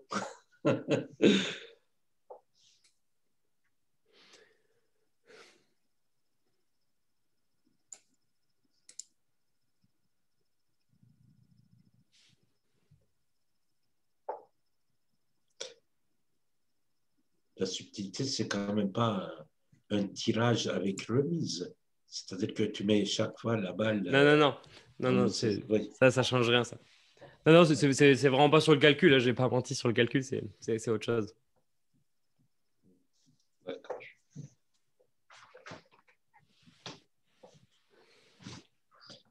Alors, voyons si les gens de Facebook sont meilleurs que nous. Alors, apparemment, il y a des remerciements, mais pour l'instant, je ne vois pas passer de réponse à cette question. Voilà. Il faudrait peut-être la rappeler, je ne sais pas. Parce que tu as dit beaucoup de choses, donc peut-être qu'ils ont perdu la question du départ. C'est peut-être une question de mesure de son incertitude. Non, c'est pas ça. Non, c'est pas ça. Du coup, je disais qu'à la fin de l'exemple avec le sac que j'ai là et les balles blanches et oranges, je disais qu'on pouvait conclure qu'il y a 99,9%, il me semble que c'était, de chances que mon sac contienne en effet 3 boules blanches et une boule orange. Et en fait, c'est vrai, mais il y a une petite subtilité qu'il faut remarquer pour qu'en fait ce raisonnement soit vrai. Alors, je peux donner la réponse. On en avait parlé un petit peu la semaine dernière dans les questions, il me semble. Allez, va. Donne la langue au chat. Alors, en fait, du coup, c'est ce que j'avais dit la semaine dernière, c'est qu'en fait, quand on a une approche bayésienne comme ça, en fait, il faut considérer toutes les possibilités. Okay, et là, les possibilités qu'on a considérées, c'est soit il y a 3 boules blanches et une boule orange, soit 3 boules oranges et une boule blanche. Parce qu'en fait, c'est pas vrai. Il pourrait y avoir n'importe quoi d'autre. En fait, je pourrais vous avoir menti aussi. Et en fait, quand on fait le calcul bayésien, il y aurait dû avoir en fait un petit pourcentage en plus qui aurait été donc soit 3 boules blanches, une boule orange, soit 3 boules oranges, une boule blanche, soit autre chose parce que je me suis trompé ou parce que je vous mens ou voilà. Ça pourrait être n'importe quoi. Et en fait, il aurait fallu prendre ça en compte parce qu'il faut que l'ensemble des hypothèses qu'on considère forment en fait, ce qu'on appelle une partition, c'est-à-dire que ça prend toutes les possibilités en compte. Et pour le coup, en fait, je vous avais menti. Hein. il y avait 2 balles oranges et 3 balles blanches dedans. Je ne sais pas si on les voit. Donc en fait, voilà. Si vous étiez des bons bayésiens, vous aurez vu qu'il y avait une petite subtilité à prendre en compte. Mais par contre, dans ce cas-là, ta formule ne serait pas aussi simple. La formule ne serait pas aussi simple. Et ça dépend de chacun à quel point vous me faites confiance. Alors, je vais commencer par les questions. Bonsoir, c'est Claude. Je vais donner une affirmation. J'ai dit que Nicolas Martin a 80 ans. Comment je traite cette information avec la formule Bayes? Du coup, on va dire que la probabilité est extrêmement faible. Donc, on pourrait mettre un 0 avec des centaines ou des milliers de zéros derrière et puis un 1. Alors déjà, on va partir du principe que Nicolas Martin se réfère bien à moi. Oui, bien sûr, tout à fait. Ouais. Et en fait, j'en avais parlé la semaine dernière, mais un des arguments qui est toujours indétrônable et qu'on ne peut pas enlever, c'est qu'il est possible que vous soyez en train de rêver, tout simplement. Et qu'en fait, vous rêvez de me voir comme ça, avec mon air tout frais et pimpant, et peut-être que dans la réalité, j'ai 80 ans si vous vous réveillez. Donc ça, c'est un peu l'argument qu'on ne peut jamais toucher, qui est vraiment qui a été utilisé par beaucoup de philosophes pour dire qu'on n'a jamais accès complètement à une réalité. Après, il y a d'autres arguments qui ne me viennent pas forcément à l'esprit tout de suite. Dans ce cas-là, la formule de Bayes n'est pas vraiment pertinente, soyons clairs, quoi. C'est du type vrai ou faux, quoi. Vraiment, là, on peut directement... Ah oui, voilà. Après on peut tout à fait dire qu'en dessous de 0,00, enfin, même en dessous de 1%, on peut dire que les choses sont fausses, et au-dessus de 90%, elles sont vraies. Sauf qu'en fait, ça va poser un problème au niveau des calculs. Si à un moment donné, vous dites, alors ça, je ne l'ai pas montré, mais si à un moment donné, on dit que quelque chose est à 0% ou quelque chose est à 100%, après, ça ne peut plus bouger. C'est-à-dire que vous pouvez avoir n'importe quelle information. Si vous êtes à 0 ou à 100, ça ne pourra plus bouger. Donc ça, c'est un peu embêtant. Et alors, par exemple, si on reprend un siècle en arrière, on va dire à la fin du 19e siècle, la formule de la loi de Newton paraissait des plus absolument vraies que possible, quoi. On l'avait vérifié dans tous les sens. La loi de Newton, c'était impossible que ce soit faux. Sauf qu'en fait, aujourd'hui, on voit bien que depuis, il y a la théorie de la relativité générale d'Einstein qui a supplanté ça et qui montre que la loi de Newton est une approximation, certes, très, très, très bonne, mais elle n'est pas vraie. Et du coup, voilà, il aurait fallu garder un petit pourcentage du fait que... Donc, des fois, il y a des choses qui nous paraissent extrêmement vraies et qui ne le sont pas. Et la formule de Bayes prend tout le temps cet infime doute, elle le garde tout le temps. Non. Par cet exemple-là, je voulais dire que, vu ce que je vois à l'écran, le poids de l'information de ce que j'ai à l'écran me permet d'affirmer que c'est vrai et que c'est pas vrai, quoi, 80 ans. C'est tout. Il y a une histoire de relatif de poids. Après, je me pose la question de l'utilité et des limites de cette loi-là de Bayes dans le cas de figure où il y a des militants qui répondent une information fausse, d'accord? Ils sont plusieurs. Ils inondent le réseau de l'information fausse, on en connaît bien sûr, et ce sont des militants donc, qui sont très très actifs. Par contre, les gens qui sont honnêtes et qui connaissent, qui savent que cette information est fausse, s'expriment très peu. Et si je me réfère, donc, si je capte toutes ces informations fausses et les quelques informations vraies, au bout de la formule, je vais avoir un résultat qui est pas bon. Oui, exactement. C'est ce que je disais. Et c'est pardon. l'histoire du mensonge qui est répété 1000 fois, mais et qui ne fait pas vérité pour autant, quoi. C'est exactement ça. Donc, on a les limites de ce genre de calcul avec quand on est inondé de fausses informations.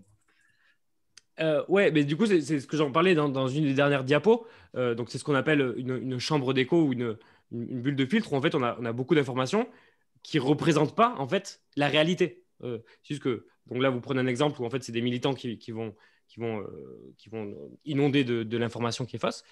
Et du coup, dans ces cas-là, en fait, en tant que bon bayésien, il faudrait aller voir ailleurs, avoir conscience que potentiellement ces informations sont trompeuses. Oui, Mais du coup, oui, la formule de Bayes ne se suffit pas à elle-même. Là, on est d'accord. Le calcul mathématique pris comme tel ne suffit pas. Ça n'empêche pas d'être intelligent et d'avoir d'estimer un niveau de fiabilité des informations, effectivement. Ouais, exactement. C'est vrai que la formule de Bayes, à elle seule, alors par exemple, si on prend un exemple un peu concret, si on prenait un robot qui connaît rien sur le monde, qu'on lui met la formule de Bayes dans ses circuits, donc pour qu'il comprenne le mieux possible le monde, c'est d'ailleurs ce qui est fait en fait aujourd'hui avec les recherches en intelligence artificielle, et qu'on met ce robot et que quelqu'un va devant lui et lui répète que les bananes sont bleues, ce robot bayésien, il sera persuadé que les bananes sont bleues, quoi. Et donc oui, voilà, il faut la formule de Bayes est quand même très pratique, mais ouais, je pense qu'elle ne se suffit pas à elle-même et qu'il faut il faut penser à aller tester d'autres, à aller essayer de contredire. C'est beaucoup utilisé après, donc je regardais. Merci pour cette présentation qui était très claire et très très sympa. Et surtout pour les références web, c'est pas mal, que je ne connaissais pas. Après, je regardais, effectivement, l'IA utilise beaucoup la formule de Bayes et ça a une utilité quand il y a toujours en IA une confrontation entre un panel de choses connues et des choses inconnues et des contre-tests, etc., avec des poids, etc. Il faut toujours avoir un minimum d'informations vraies, sinon on est complètement perdu. Ouais, d'accord, un minimum d'informations à la base, ça que vous voulez dire? Voilà, c'est ça, ouais. Ok. Nicolas, ouais, ça me paraît c'est valide en reconnaissance. Nicolas, excuse-moi, on a des questions du côté du chat. Alors, si je peux. Merci. Donc, merci. Voilà. Très bonne question. Alors, il y a une question, je ne sais pas si c'est une vraie question ou une plaisanterie, en fait, c'est un petit peu des deux. Je la lis. Hein. Donc, si un bayésien lance un dé et ne regarde pas le résultat, place-t-il 6 curseurs? Oui, oui. Oui, vu qu'on a dit qu'il fallait que. En fait, là, tous les exemples que j'ai pris, c'était un curseur en fait, entre deux possibilités. Parce qu'en fait, c'était plus simple à expliquer et puis c'était plus simple à voir. Mais en fait, on pourrait avoir, s'il y a plus de deux possibilités, donc par exemple, quand on lance un dé, en fait, bon, du coup, on ne le représente pas pareil, mais du coup, on va avoir 6 probabilités. Donc, a priori, tous à un sixième. Et puis même, on pourrait en rajouter un septième au cas où le dé tombe sur un angle, je ne sais pas. Mais bon, voilà, un bayésien doit tout considérer. Mais oui, du coup, voilà, moi je l'ai présenté tout le temps avec deux possibilités. Mais en fait, ouais, on peut jouer sinon avec six curseurs, il n'y a pas de souci. Ça ne change pas grand-chose. D'accord. Merci pour cette réponse sur les lancers de dés. Bon, alors, pour l'instant, je ne vois pas d'autres questions qui sont posées sur le chat. Des remerciements, oui, mais pas de questions. Donc, si c'était clair, tant mieux. Voilà, on continue peut-être du côté de Zoom s'il y en a pour les autres participants. Sinon, j'attends toujours les questions sur le chat de Facebook. Voilà. Non, juste pour remercier, effectivement, c'est dans la continuité de la semaine dernière, donc c'est très intéressant. Moi, je ne connaissais pas cette approche bayésienne pour traiter justement de l'information, donc là, j'ai appris beaucoup de choses et je vais essayer de mettre en pratique justement pour voir. Et ce que j'ai trouvé intéressant justement, c'est cette idée de se forcer à aller chercher des informations qui sont contraires à nos croyances, parce que ça, ce n'est pas naturel du tout. Et donc, d'avoir mis ça en avant, je trouve que c'est bien. Et puis, c'est très formateur aussi pour l'esprit aussi de ne pas être toujours avec ce biais de confirmation qu'on cherche systématiquement ou de prendre que ce qui nous plaît ou de ce qui va dans notre sens. Donc, effectivement, c'est bien dans la formule qu'il y ait cette obligation d'aller chercher les hypothèses à l'envers et de partir aussi avec le point de vue contraire, enfin, au moins qui n'est pas dans notre majorité à nous, quoi, dans nos croyances. Donc, j'ai trouvé ça très intéressant et je pense que c'est pas mal, surtout avec les infos qu'on a aujourd'hui, où on ne sait jamais vraiment si c'est vrai, si c'est faux. C'est vrai que maintenant, on peut se poser la question à chaque fois quand on a une info, est-ce que c'est de la fake news ou est-ce que c'est vrai, quoi. On en vient finalement à plus être très sûr de rien. Et oui, voilà, c'est ça. C'est vraiment c'est le problème actuel. C'est hyper compliqué de gérer ça. C'est un peu comme... Pardon. Oui. Et juste pour finir, non, je disais effectivement, et ça c'était des remarques qui avaient été faites aussi dans les colloques de zététique que l'ASSO a organisés ces dernières années. Il y a certains intervenants aussi qui mettaient en avant le fait que les personnes qui savent, qui voient les réseaux sociaux avec des fausses nouvelles ou des arguments faux, ne se manifestent pas suffisamment, parce que c'est vrai souvent que les scientifiques ou les ingénieurs ou les personnes même de la zététique ne se manifestent pas suffisamment dans l'espace public, on va dire, et sur les réseaux sociaux pour contrer en majorité. Ils rechignent un peu parce qu'ils, certes, ils sont peut-être militants un petit peu, mais ils n'osent pas forcément franchir le pas pour aller contrer ces informations. Parce que comme disait Claude, effectivement, souvent il suffit qu'il y ait une centaine de militants qui balancent des infos et ça s'est repris en boucle et autres, ça fait le tour de la planète. Et finalement, qu'est-ce qu'on a comme information contradictoire? Il n'y en a pas beaucoup, quoi. Ouais, ouais, tout à fait. Alors d'une part, je pense que les zététiciens ou ceux qui vont essayer de donner des vraies informations sont moins nombreux que ceux qui cherchent à en répandre des fausses. Et un autre point, c'est qu'il y a quelque chose qui existe qui s'appelle la loi de Brandolini, qui dit que quand quelqu'un dit une bêtise, ça peut prendre beaucoup de temps à expliquer pourquoi c'est une bêtise. C'est-à-dire que si moi je vous dis que la Terre est plate, ça me prend une seconde à le dire. Me fournir des arguments solides sur le fait qu'elle n'est pas plate, ça peut prendre beaucoup, beaucoup de temps. Et c'est pour ça aussi que donc ça s'appelle la loi de Brandolini. Et c'est pour ça aussi que je pense que beaucoup de gens rechignent à aller contredire des gens parce qu'en fait, ça peut être peine perdue en fait, parce que voilà, ce qui prend une minute à dire peut prendre des heures à contredire. Donc, c'est un peu une fatalité, mais voilà, il faut trouver d'autres solutions, quoi. Merci Nicolas. Alors, nous avons des questions du côté du chat Facebook, oui. De Facebook. Voilà. Donc, je propose qu'on alterne. Alors, il y a une question qui, me semble-t-il, revient un petit peu sur ce que tu viens d'exposer. Alors, je vais lire la question. Elle est un petit peu longue. Voilà. Concernant les informations auxquelles on a accès, il faut donc privilégier les dissonances. Mais il me semble qu'elles ont parfois du mal à s'exprimer. Je me demande donc s'il ne faudrait pas redonner une place au débat d'idées, mais comment? Je peux la relire hein, si tu veux. Non, je pense que j'ai compris. Alors, est-ce qu'il faut tout le temps chercher la dissonance? Je ne sais pas, mais au moins quand vous avez beaucoup d'une information, allez voir s'il n'y a pas d'autres informations qui vous manquent, qui vont dans le sens contraire. Je ne sais pas s'il faut y aller tout le temps, mais voilà, quand c'est répété, il faut faire attention qu'il n'y ait pas des avis adverses.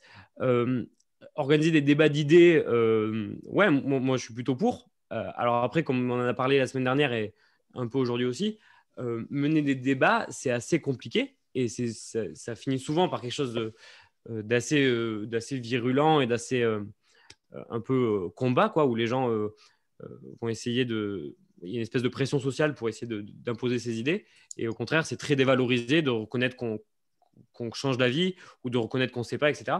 Et du coup, je pense qu'il faut réapprendre à débattre ou apprendre à débattre, mais de manière assez bienveillante et plus le voir comme un cheminement ensemble. Voilà, on est tous les deux et on va essayer tous les deux d'associer nos connaissances pour essayer de progresser vers une connaissance commune plutôt qu'un combat où genre chacun veut imposer son idée à l'autre. Et en fait, alors, du coup, je parlais de Lé Nguyen à la fin dans les références. Il avait lancé il y a quelques temps, il y a 1 an ou quelque chose comme ça, un mouvement qui s'appelait Débattons mieux et qui justement proposait de réapprendre à débattre pour justement ça, pour confronter des idées qui peut nous permettre de s'améliorer, mais en le faisant bien, en ayant conscience des obstacles qu'il y a au débat naturel et en trouvant des alternatives. Voilà. Et donc, je pense que, du coup, c'est porté un peu par la même personne, mais je pense que le bayésianisme est une des voies à privilégier pour aller là-dedans, pour faire des meilleurs débats. Très bien, merci. Alors, nous avons une autre question. Donc, je vais la lire. Ça revient un petit peu sur cette difficulté à discuter, à débattre entre éléments opposés. Alors, la question est la suivante. Comment discuter entre 2 crédences opposées? Par exemple, si je suis sensible à l'appel au naturel et convaincu du complot Big Pharma, je ne vais pas mettre les mêmes probabilités sur l'exemple de la thérapie et arriver à un résultat opposé. Comment donc discuter sans se taper dessus? Peut-être la question à 1 million d'euros, là.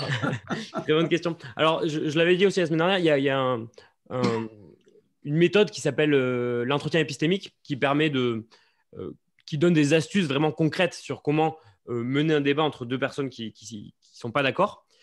Mais je pense que l'idée principale à retenir, c'est alors déjà, il faut que ce soit fait de manière, on va dire, bienveillante et que les 2 personnes soient ouvertes au débat et voilà, qu'ils ne soient pas dans un conflit. L'idée, je pense que c'est d'essayer d'aller de trouver le point de désaccord vraiment entre nous 2. Pourquoi moi, je pense que je ne pense pas qu'il y ait des complots de Big Pharma. Pourquoi toi, tu le crois? D'où vient vraiment cette différence? Est-ce qu'on peut trouver un point vraiment clé? Alors peut-être au final, ça va se résumer à un point de vue moral ou éthique, quelque chose comme ça. Ça peut peut-être se résumer à un point factuel. En fait, on va peut-être aller pouvoir vérifier qu'un chiffre, par exemple, voilà, notre dissonance, elle est parce que toi, tu crois que telle valeur est très grande et moi, je pense qu'elle est petite. Et du coup, on peut les vérifier tout simplement. Et en fait, je pense qu'en allant creuser un petit peu comme ça, et en fait, c'est un peu l'idée de l'entretien épistémique, c'est d'aller creuser un petit peu d'où nous viennent nos croyances, sur quoi elles se basent. En fait, on va arriver à quelque chose d'assez fondamental dans nos idées et ça va permettre à mon avis, ça permet de débloquer un petit peu la discussion et de s'améliorer. Alors, si j'ai bien compris, on ne peut pas le faire avec les témoins de Jéhovah, avec les platistes, avec les adeptes des trucs pointus, etc. On ne peut pas le faire avec les raéliens, on ne peut pas le faire avec les scientologues. On peut je crois qu'on peut le faire entre nous. C'est plus difficile. Mais il me semble que la limite de l'exercice, tu l'as bien dit, c'est qu'il faut que les gens acceptent de jouer le jeu. Or, le problème, quand on est avec des implications émotionnelles et affectives dans des registres de conviction, je ne vois pas comment ça peut fonctionner pour eux. Alors, bien sûr, on peut leur faire passer l'entretien épistémique. Et je ne suis pas certain que ça marche dans l'autre sens. C'est vrai que dans tous les cas, c'est hyper difficile.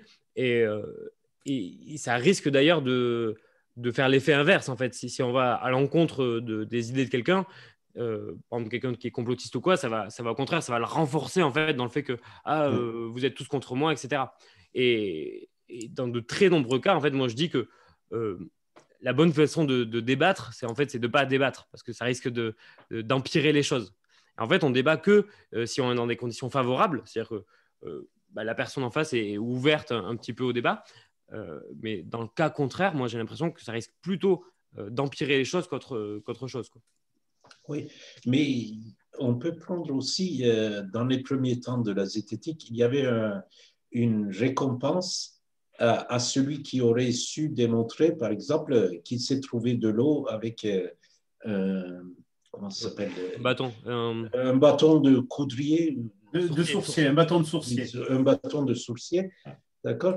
Et en fait, donc, le père de la zététique, Henri Brock, il avait construit une expérience avec les sourciers en question. C'est-à-dire que tout le monde avait signé au départ quelle était l'expérience. Et tout le monde était d'accord pour respecter ces termes de l'expérience. Et à la fin, effectivement, quand quelqu'un découvre qu'il n'est pas sourcier, bon, ça peut lui nuire psychologiquement, mais en tout cas, il n'arrivait pas à contester parce qu'il était d'accord au départ. Alors, en s'inspirant de ça, on peut dire, par exemple, c'est-à-dire, on dit à quelles conditions vous pourriez changer d'avis. Mais on peut le reformuler en bayésianisme. Quelle est l'information qui pourrait faire légèrement réviser vos croyances sur ce sujet? Je pense qu'il y a une très bonne démarche. Et en fait, le simple fait de poser la question et que la personne commence à réfléchir en fait à qu'est-ce qui pourrait la faire douter, en fait, rien que cet exercice-là, en fait, ça peut ça peut faire que la personne se rende compte que ce qu'elle croit n'est pas comment dire, irréfutable. Si elle commence à réfléchir à qu'est-ce qui pourrait la faire douter, elle va se rendre compte en fait qu'il y a des points un peu fragiles dans son argumentation. Et rien que ça peut être utile. Mais oui, je pense que c'est une très bonne stratégie aussi de faire comme ça. Ouais.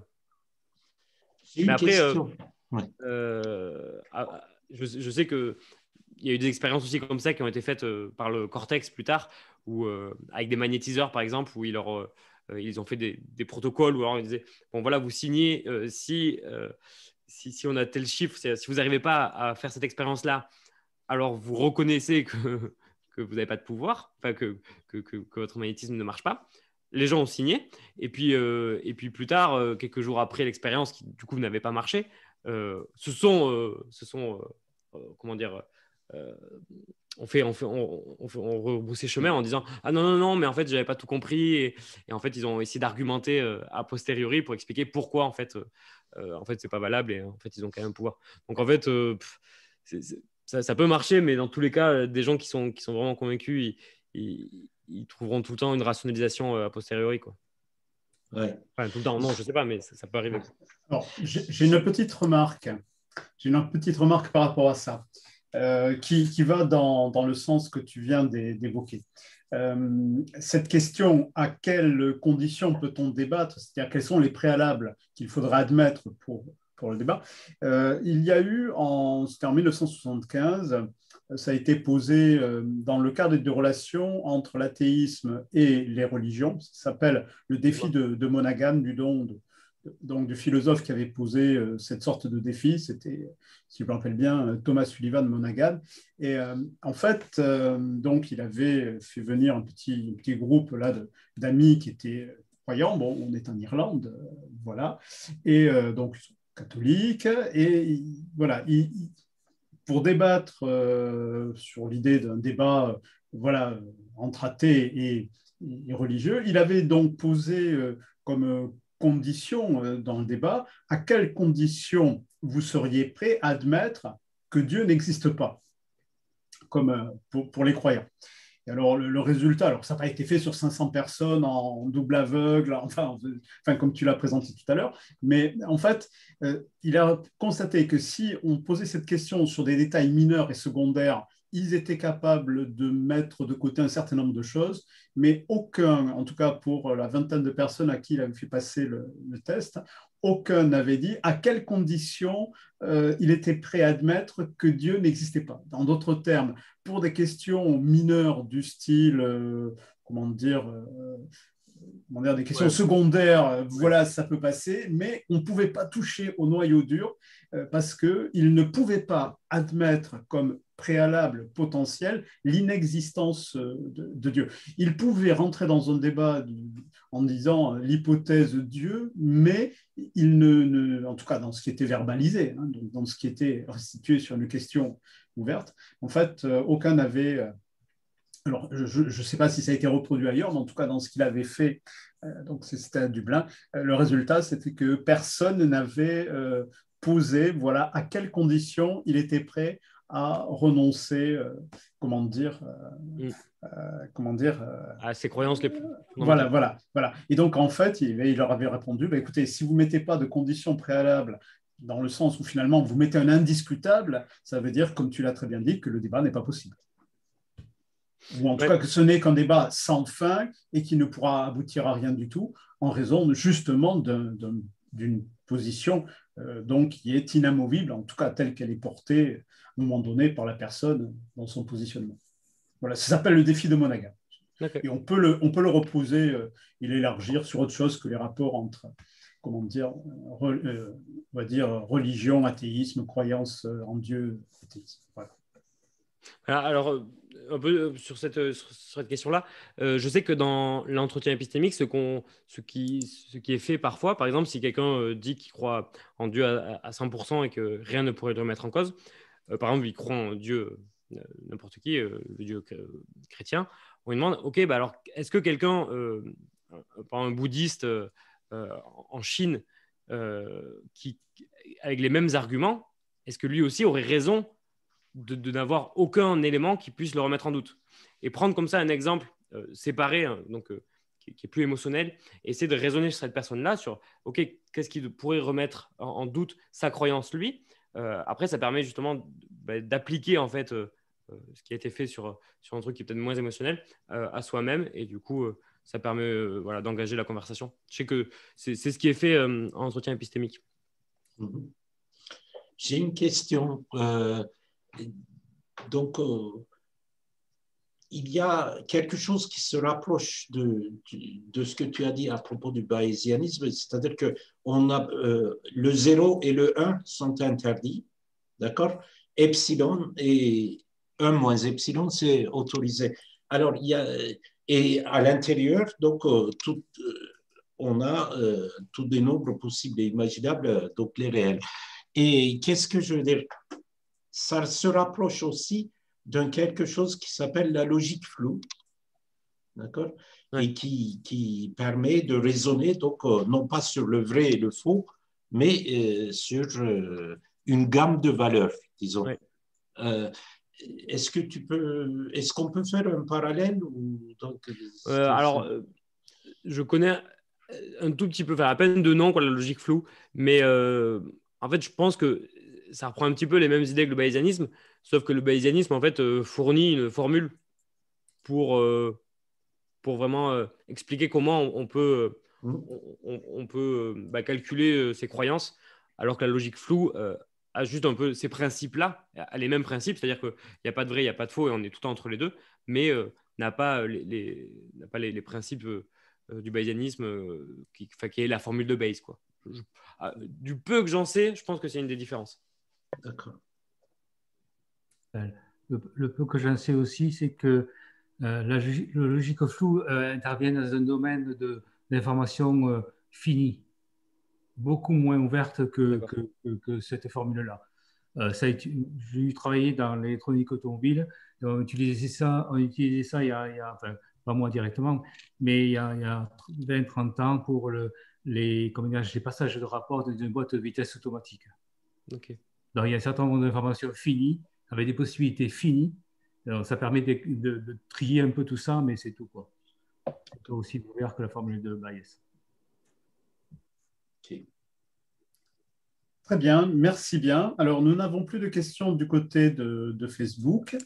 Donc, oui. Comme il est déjà 22h14, je propose que nous arrêtions là, sauf s'il y a des questions encore de votre part.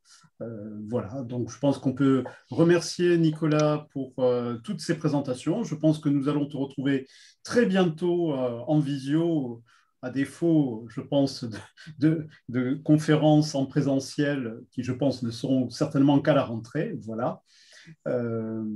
Voilà. Donc, si vous avez des questions, peut-être on peut en prendre une dernière. Sinon, voilà, on peut, je pense, mettre fin à la soirée de ce soir.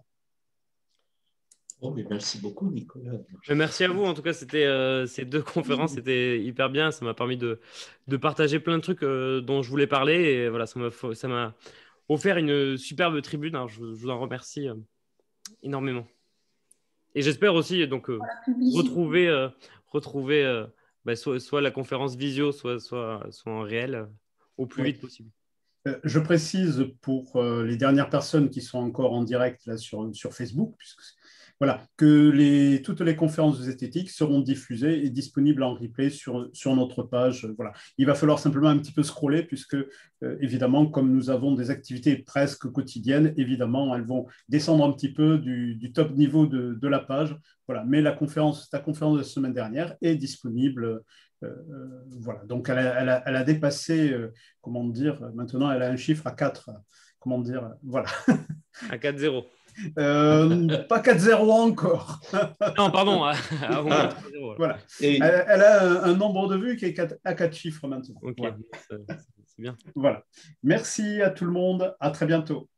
Merci. À bientôt. Wow, merci beaucoup. Merci à vous. Bientôt.